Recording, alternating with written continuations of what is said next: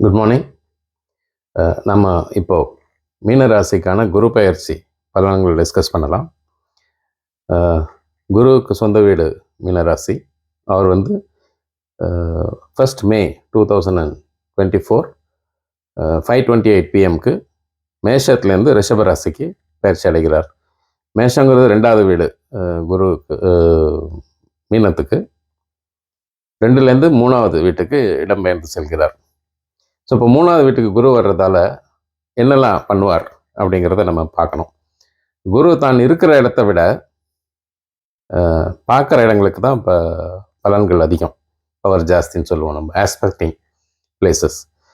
குருவோட பார்வைகள் என்ன அப்படின்னாக்கா 5, 7 and 9 இந்த இடங்களை தான் அவர் பார்ப்பார், எந்த ராசி இதில் இருந்தாலும்.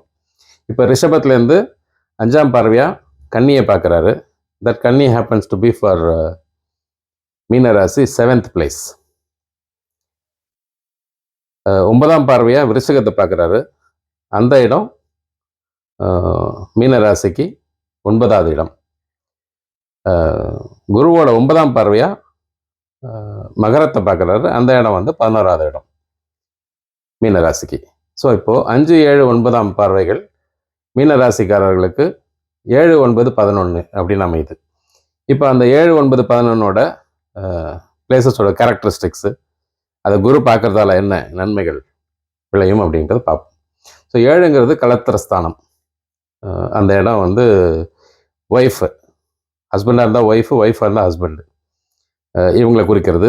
அப்புறம் கூட்டு தொழில், பார்ட்னர்ஷிப் பிஸ்னஸ், கம்பெனிஸில் ஷேர் ஹோல்டராக இருக்கிறது, டைரக்டர்ஸாக இருக்கிறது. ஸோ இந்த மாதிரியான விஷயங்களை வந்து 7ஆம் இடம் தான் டிட்டர்மின் பண்ணும். முக்கியமாக ஹஸ்பண்ட் அண்ட் ஒய்ஃப், ஸ்பௌசஸ். இப்போ 7ஆம் இடத்த குரு முழு சுபர் பார்க்குறாரு. சுக்கிரன் வீட்டில் இருக்கார்.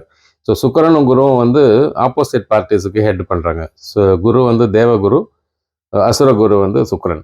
ஆனால் அந்த குருவுக்கு வந்து சுக்கிரன் இருக்கிறதுக்கு வீடு கொடுத்துருக்காரு. இன்னொரு ஒரு ஸ்பெஷல் பாயிண்ட் என்ன அப்படின்னாக்கா, குருவோட ராசியான மீனத்தில் தான் சுக்கிரன் உச்சம் அடைகிறார். ஸோ ஆப்போசிட் பார்ட்டிஸ் ஹெட் பண்ணாலும் ஒருத்தருக்கு ஒருத்தர் ஃப்ரெண்டாக தான் இருக்காங்க. இவர் வீட்டுக்கு வரும்போது அவர் நல்லது பண்ணுவார், அவர் வீட்டில் இவர் உச்சம் அடைகிறாரு. இது வந்து ஒரு peculiar point to be noted.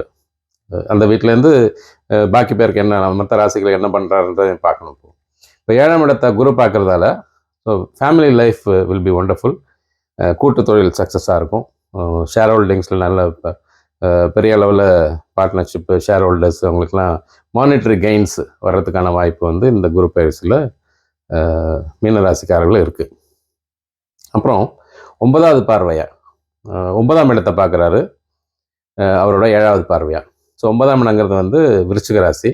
விருச்சிக ராசி வந்து மீனராசிக்கு 9வது இடம். ஸோ இந்த 9ன்றது பாக்கியஸ்தானம், பித்ருஸ்தானம்னு சொல்லுவோம். நம்ம முன்னோர்களுக்கான இடம் அது. முக்கியமாக தந்தை வழி முன்னோர்கள், அவங்களுக்கான இடம் அது. அதே மாதிரி தீர்த்த யாத்திரைகள், கோயில் தரிசனம், சாதுக்கள் தரிசனம், இதெல்லாம் நடைபெறக்கூடிய இடம் அந்த 9 அப்படிங்கிறது. ஸோ அந்த இடத்த முழு சுபரான குரு வந்து சமசப்தம பார்வை, விச் மீன் டைரக்ட் ஆஸ்பெக்டிங், அது பார்க்குறதால அந்த இடமும் சிறப்படையுது. ஸோ பாக்கியம் இருக்கணும் இல்லையா, எந்த ஒரு நல்லது நடக்கணும்னாலும் ஒரு பாக்கியம் இருந்தால் தான் நடக்கும் அது. அவர் வந்து ரொம்ப நல்ல ரிச்சாக இருக்காருங்க, அவர் நல்ல இடத்துல அவருக்கு வேலை கிடச்சிருக்கு, நல்ல சொத்து சுகத்தோடு இருக்கார் அப்படின்லாம் ஒருத்தரை பற்றி கேள்வி போடலன்னா அவர் என்ன பாக்கியம் பண்ணாரோ அப்படின்னு கேட்போம். ஸோ அதெல்லாம் இந்த பாக்கியஸ்தானம் வந்து மிகவும் சிறப்பாக இருக்குது இப்போ மீனராசிக்காரர்களுக்கு. அப்புறம் மகரத்தை பார்க்குறாரு, அவரோட 9வது பார்வையாக. That happens to be 11th house for மீனராசி. 11th house இஸ் ஃபார் லாபஸ்தானம், ப்ராஃபிட்ஸ், அதுதான் டிட்டர்மின் பண்ணுறாங்க.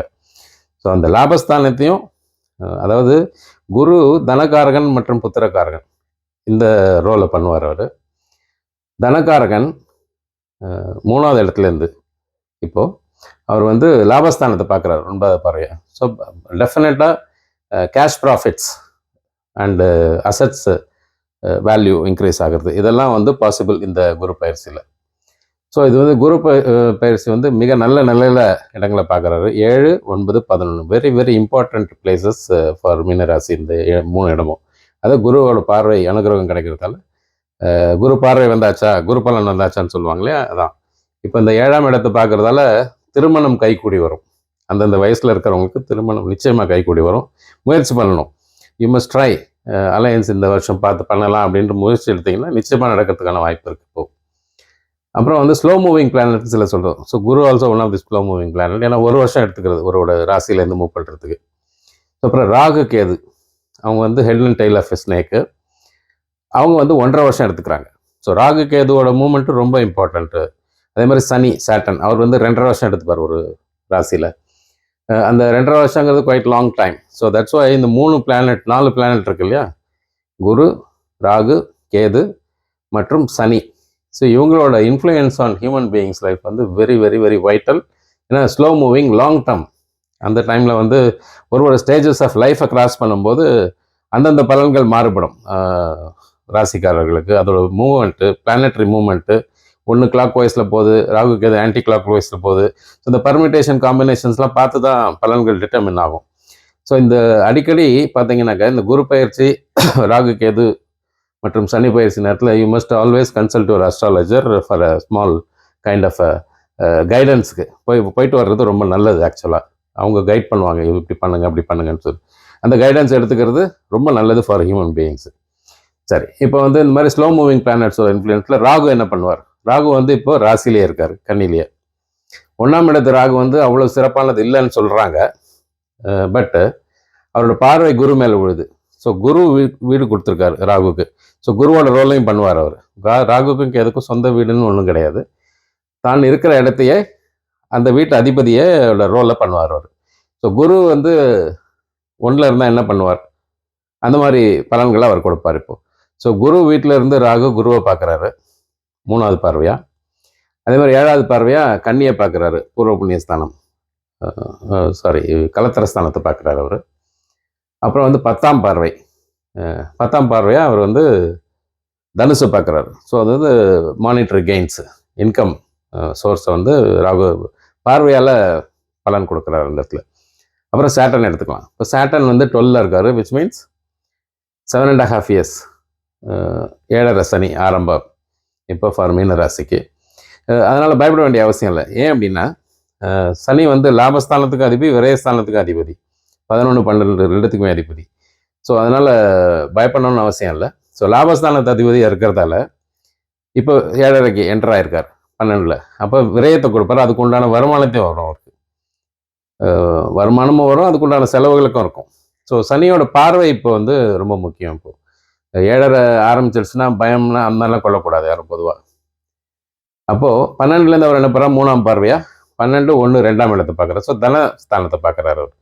தனம், குடும்பம், வாக்குஸ்தானத்தை பார்க்குறதால 7.5ன்றது கொஞ்சம் சர்டன் ஸ்மால் டிஃபிகல்ட்டிஸ் வரும் அந்தந்த ஸ்டேஜில்.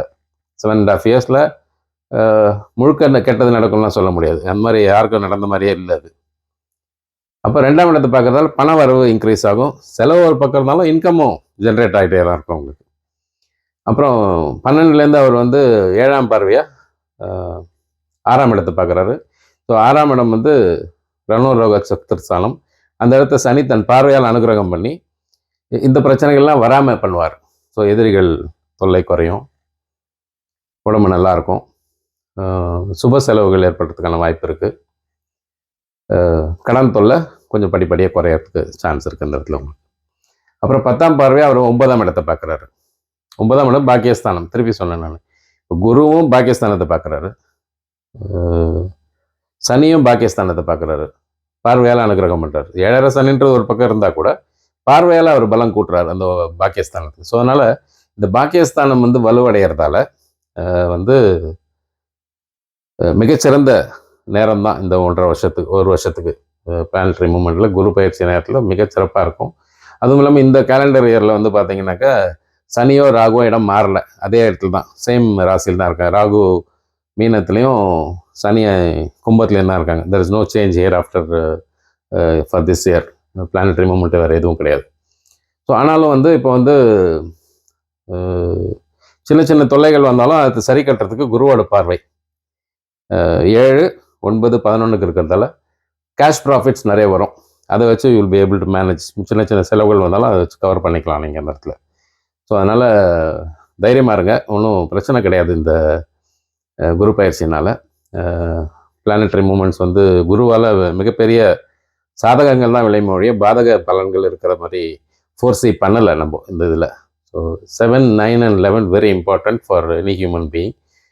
திரும்பி அதை இன்சிஸ்ட் பண்ணுற 7 கலத்திரஸ்தானம் ஃபேமிலி லைஃப்க்கான அடிப்படை அந்த 7 தான். ப்ளஸ் கூட்டு தொழிலுக்கான அடிப்படை. அதே மாதிரி 9ங்கிறது பாக்கியஸ்தானம். ஒருத்தர் நல்லா இருக்காருன்னா என்ன புண்ணியம் பண்ணாரோ என்ன பாக்கியம் பண்ணாரோன்னு கேட்குறோம் இல்லையா, அந்த இடத்த வந்து முழு சுவர் பார்க்குறாரு. ஸோ அந்த விதத்துலையும் உங்களுக்கு ப்ளஸ் பாயிண்ட் தான். அதே மாதிரி லாபஸ்தானம், அதையும் வந்து மகரத்தையும் பார்க்குறாரு அவர். ஸோ பண வருவாய் பெருகும், லாபம் ஏற்படும், பாக்கியம் நல்ல பாக்கியம் கிடைக்கும். ஸோ அதனால் மீன ராசிக்காரர்கள் நல்ல யூஸ் பண்ணிக்கோங்க இந்த குரு பயிற்சியை. அதே மாதிரி ராகு கேது பிரீத்தி பண்ணி தான் ஆகணும். நீங்கள் கோயில்களுக்கு போய் கோயிலில் வந்து நவகிரக சன்னதிகளை உங்களுக்கு வந்து ராகு கேதுகளுக்கு அர்ச்சனை பண்ணுங்கன்னா பண்ணிவிடுவாங்க. அது ரொம்ப ஈஸியான வழி தான் அது. அது மாதிரி சனிக்கிழமைகளில் நிச்சயமாக நவகிரகத்துக்கு போய் சுற்றிட்டு வரணும். இந்த 7 சனி இருக்கிறதால சனி என்ன தான் ஒரு நல்லது ஃப்ரெண்ட்லியாக இருந்தால் கூட, 11க்கு அதிபதியாக இருந்தால் கூட you have to please him.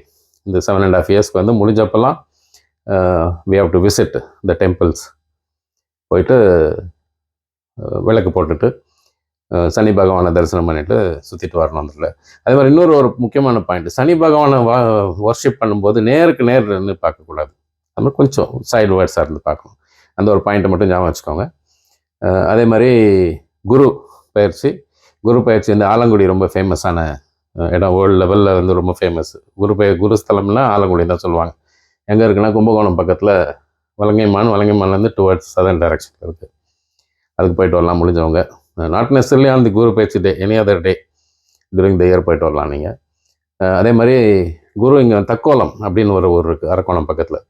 அங்கே வந்து ஜலநாதீஸ்வரர் அப்படின்னு சொல்லிட்டு ஒரு சிவன் டெம்பிள். அங்கே இருக்கிற சிவன் டெம்பிளில் தட்சிணாமூர்த்தி வந்து ஒரு பக்கம் கழுத்தை இப்படி சாய்ச்சி சிலை வடிச்சிருப்பாங்க. அந்த சிலை என்ன ஐதீகம்னாங்க, நம்ம சொல்கிற வேண்டுகோளை வந்து காது கொடுத்து கேட்குறதாக ஐதீகம். ஸோ மிக நல்ல ஊர். அங்கே போயிட்டு அந்த குரு பகவானை தரிசிக்கலாம் நீங்கள். அதே மாதிரி எந்த கோயிலுக்கு போனாலும் தட்சிணாமூர்த்தியை ஒரு முடிஞ்ச வரைக்கும் வர்ஷிப் பண்ணிட்டு வாங்க. இதுதான் சிம்பிள் பரிகாரங்கள் தான், ஒன்றும் பெரிய அளவுக்கு ஒன்றும் தேவை கிடையாது. சனிக்கும் போகணும், ராகு கேதுக்கும் போயிட்டு வரணும், குருவுக்கும் பார்த்துருங்க. பயந்தெல்லாம் போக வேண்டாம், ஜஸ்ட் அஸ் அ வர்ஷிப் பண்ணுறதுக்காக தான். ஸோ என்னோடய வாட்ஸ்அப் நம்பர் இந்த டிஸ்கிரிப்ஷனில் கொடுத்துருக்கேன். அதேமாதிரி 12 ராசிக்காரர்களுக்கான வீடியோவும் இந்த டிஸ்கிரிப்ஷனில் இருக்குது. ஷேர் பண்ணுங்கள், கமெண்ட் பண்ணுங்கள், உங்கள் ஃப்ரெண்ட்ஸ் அண்ட் ரிலேட்டிவ்ஸ்க்கு கொடுங்க, சப்ஸ்கிரைப் பண்ணுங்கள். Good day.